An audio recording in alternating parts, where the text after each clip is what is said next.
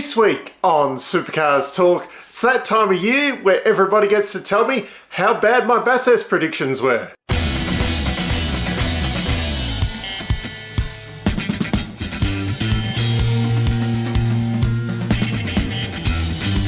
Kicking it off with the elephant in the room, I didn't predict DJR to win the Bathurst 1000. Now, I'll be honest, Anton and Tony D'Alberto were the surprise packet of the day. I did not predict them to be that far up the front, but were they ever really in the hunt for the win? And that's what my predictions were saying, was that they were not going to be in the hunt for the win. Yes, they were the top Mustang at the end of the day, but they were not in the hunt for the win. So I'm going to say my predictions stand. After that, I've got a lot to get through, so no big news this week, other than obviously the rumours circulating that Scott Pye will be joining Triple Eight for the endurance races next year. No surprises there. He was a Triple Eight driver back when he first started in Supercars. With that Super 2 campaign, it was a little bit strange that they kind of kicked him out, and he ended up at DJR for a few years there, but kind of homecoming for him, will you? And yeah, he'll do a really good job there, as, you know, will be Will Brown's teammate for Sandown and Bathurst next year. But enough of that. We've got a lot of cars to get through. I'm going to run through the field a little bit differently to my normal race reviews. Normally I run through reverse teams order, but this week I am going to run through reverse kind of results order. So the Triple Eight will be last because they won the race. And yeah, just running through like that. So essentially, worst team to the best team. So kicking it off, we have Blanchards, which, as you know, they are last in the team championship. So they've essentially done the worst at Bathurst this year. Number 3, the Todd Hazelwood and Tim Blanchard car. They were 22nd on the grid and they did not finish the race. The day started off with a 15-second penalty for connecting the fuel hose before they jacked the car up, and ended with an alternator falling off the car, which ultimately was dragging on the ground. They got black flagged and then could not restart the car, so they did not finish. Car number 7, the wild card for Aaron Love and Jake Kostecki, they started 26th and ended up 19th on the road. They just largely stayed out of trouble. There was slow-mos of them kind of sliding close to the wall, but never actually hit it. The biggest thing for them all day was when Love got nudged off the track by Fullwood on lap 35 at the chase. Next up, we have Team 18, and the Bathurst curse strikes once more. Number 18, 19th on the grid, did not finish. They got their fuel calculations wrong and they had to make a splash and dash stop right at the end. 1 lap too late for the Winterbottom car. When they came in, had their splash, went to go out of the pits, and Shane had already gone past the pit exit, I think it was, for his final lap of the day. So the pit lane was shut. So they had to retire the car on the spot there. No result for them at DNF. Number 20, the Scott Pye mobile, they were a little bit luckier in that they had their splash and dash at the lap before. They started 12th. Ended up 17th though. Yeah, biggest moment of the day for them was when Pye ran Dale Wood off the track, causing that second safety car of the day. Premier Air Racing, number 23, the Jono Webb and Tim Slade mobile, started 18th and finished 13th. Just a very, very anonymous day for them. I think they got on the television quite a few times running that Movember livery. If it wasn't for that, I think the only time we would have seen them on TV was when Jono Webb ran off the chase very early on in the day, just kind of catching the tyre barrier, but not actually doing any damage to the car. Number 31, James Golding and Dylan O'Keefe. They started off 4th, ended up 10th at the end of the day. Jimmy was one of the few main game drivers in that front bunch to start the race, and he was running very strongly, but he was just kind of keeping with Russell and Whincup. So you're thinking, well, they'll be in trouble, because if he's only just kind of keeping with those guys, then Dylan's got to get in and essentially go up against Kostecki and Feeney. So there wasn't a lot of hope there. And of course, when Dylan did get in the car, that's what happened. They started falling back. This was probably highlighted when he actually got to start one of the safety car restarts in the lead, and then Shane let him lead for one corner and then promptly passed him.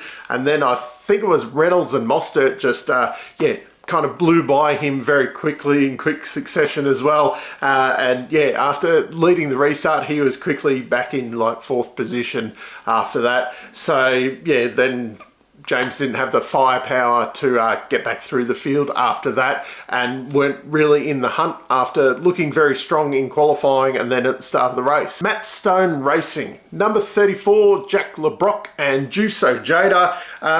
They started 15th, ended up 9th. Not a bad result.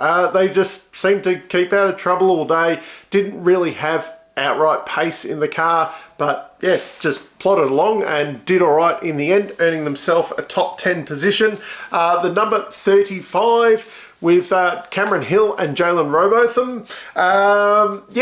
We sat there at the start and think it was Larkham talking through the fence at the start as all the cars lined up, and I thought, just out of the corner of my eye, I saw a red car kind of coming through pit lane. I thought, wait, but who's not there? And then showed the start and both the Erebus cars, and then saw Lounsey on the grid there, and I thought, oh, must be seeing things with this magical red car. Well, it wasn't red, it was orange. It was Cam Hill coming in to bleed the clutch. They started from pit lane about 30 seconds behind the pack, and then they were just kind of fighting on from that.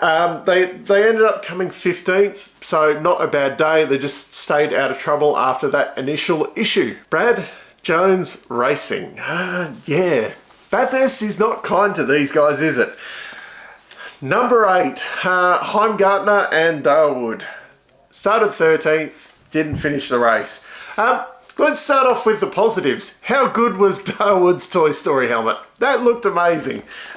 Too bad when we were seeing that on the TV was when he got taken out by Scott Pye, the final corner there, and caused the second safety car of the day. So, not so good.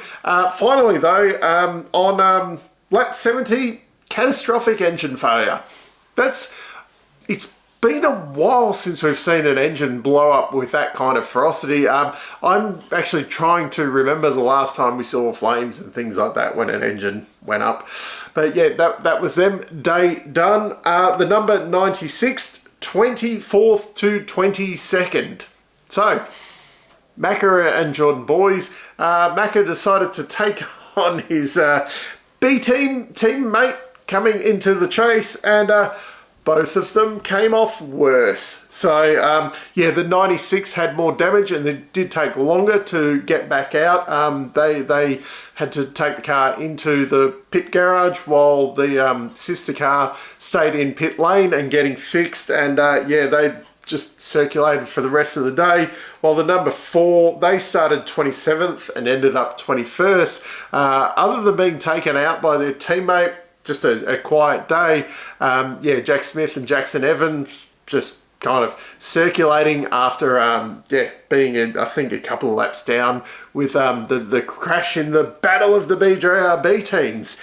Now the surprise packet of the BJR team, number 14, Bryce Forward and Dean Fiore, started 21st, ended up 7th. So Dean took Simona out at the chase early on. Well, it was 50-50 whose fault it was, but Bryce, not wanting to be outdone, pulls a similar move on Love takes him out. They then got a pit lane penalty for speeding in pit lane, but actually had some speed in the car.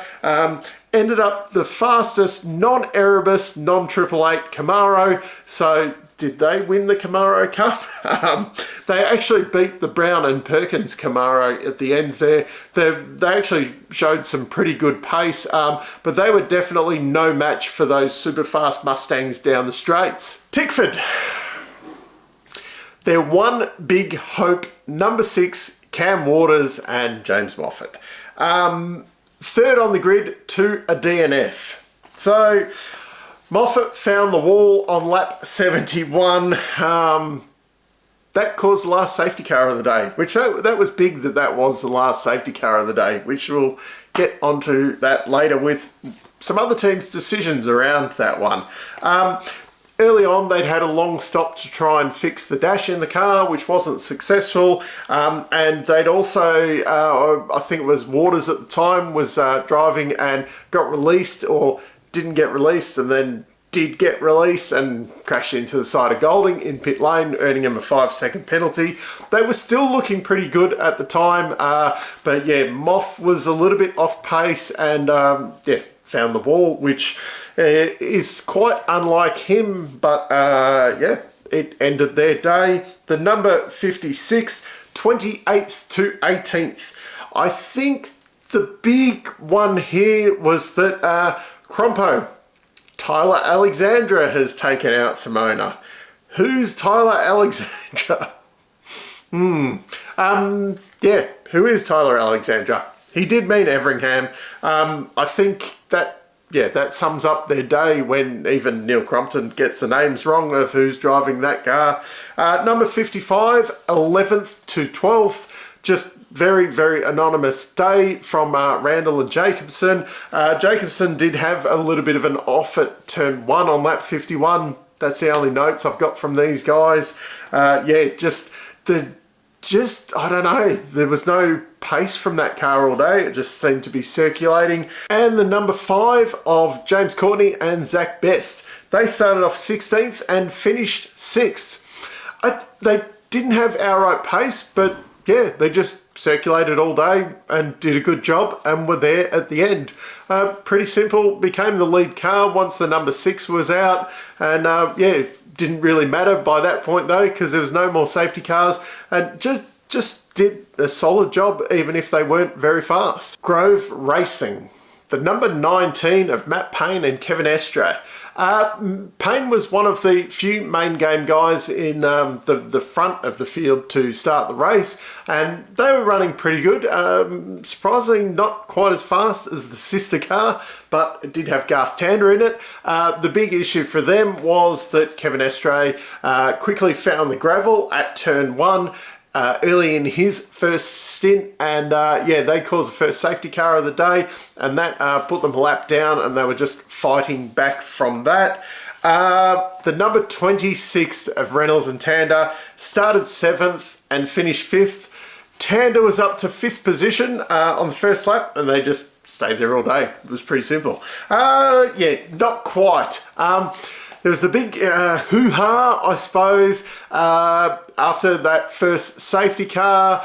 They were out, they'd already made their stop, and then Whincup came out of the pits. Reynolds just pipped him before the safety car line and went driving through because he had the momentum. Anyway, in a situation like this, normally you would they'd come over the radio under the safety car and go, hey, Whincup actually got to the line before you did.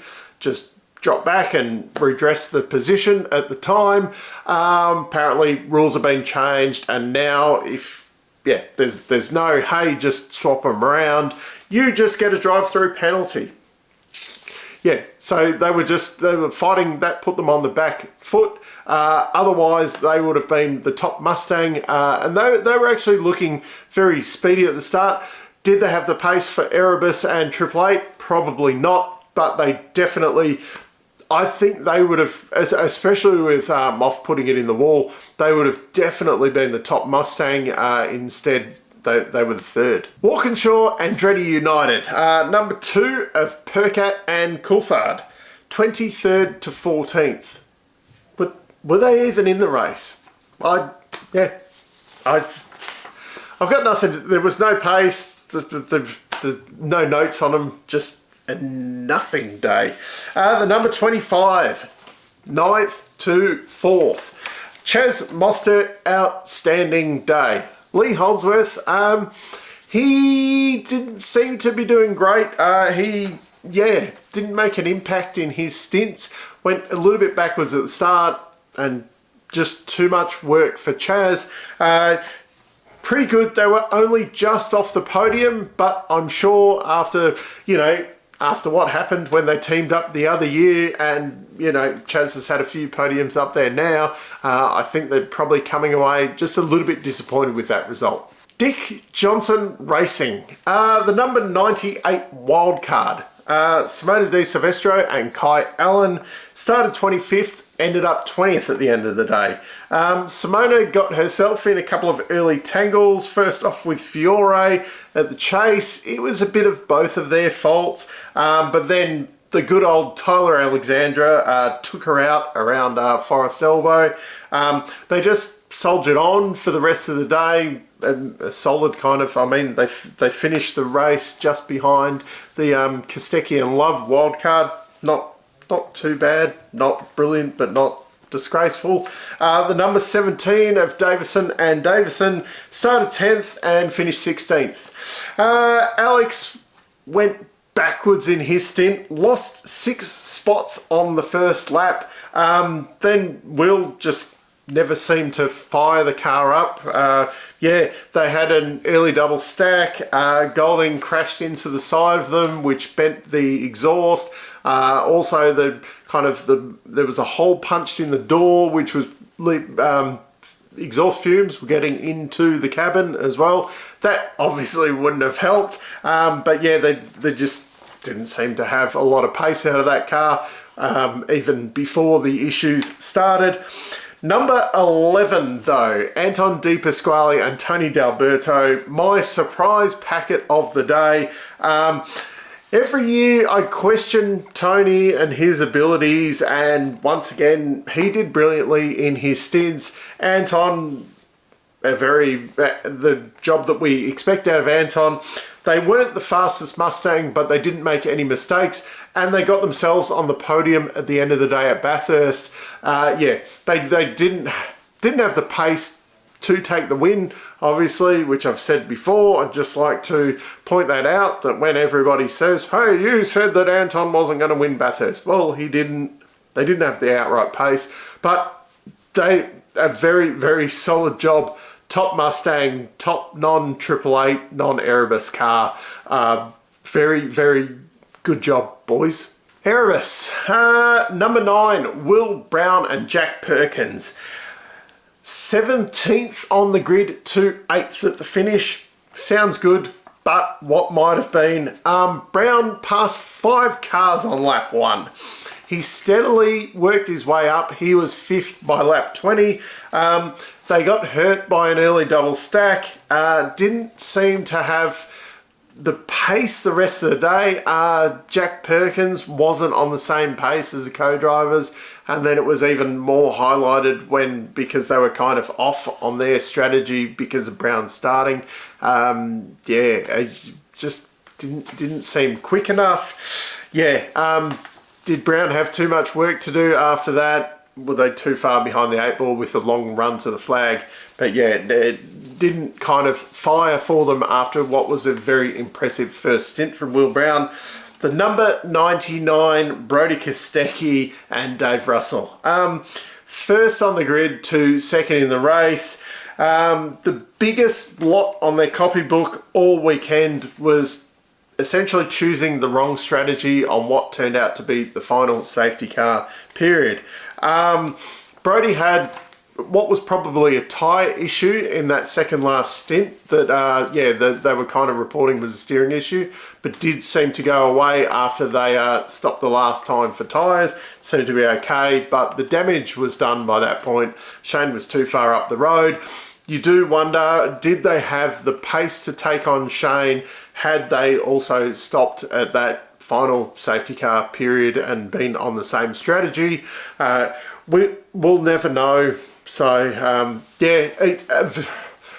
Very, very, very impressive weekend from both of them. Dave Russell was one of the top co-drivers out there. He was, for a guy who's never driven full time, he was right. He was fine with the likes of Whincup and Tander, who are absolutely outstanding. He was every bit as good, and even Stanaway, who's got a full-time job next year, he was every bit as good as those guys, and definitely deserves a spot with Brody in that team again next year. Second's not bad, but yeah, what could have been for those guys? They were the favourites heading into the race. And finally, we have Triple Eight, the wild card, number 888.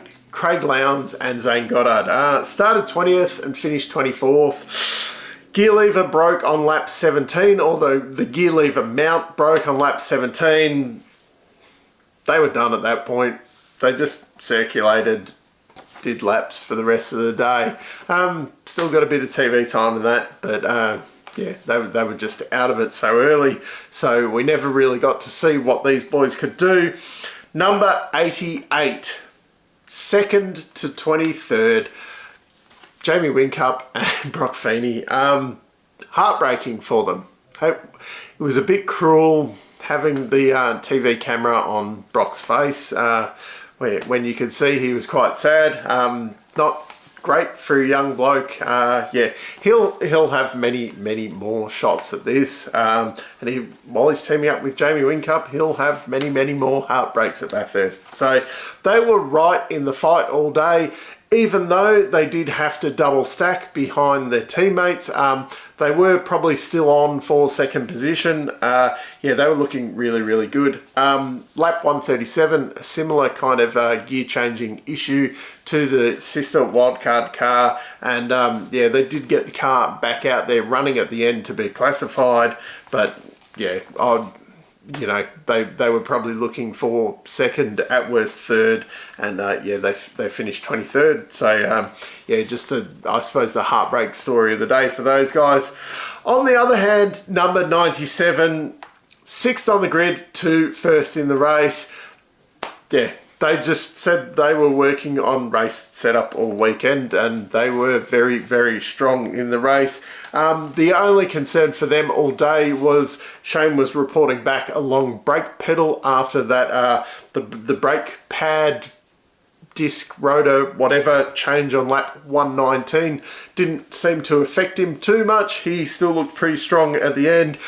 They got themselves, after the first lot of pit stops had cycled through, they got themselves in front of the 88, didn't have to double stack, and just powered on through, made the right call on strategy with that final safety car, which at the time you would have banked on there being at least one more safety car after that, but there wasn't. Brought it home, textbook. Just, yeah, Stanaway looked every bit as part. He could take it to Whincups, Tanders, Russells. He had no problem driving up the front there, and then when Shane got in, he was, yeah.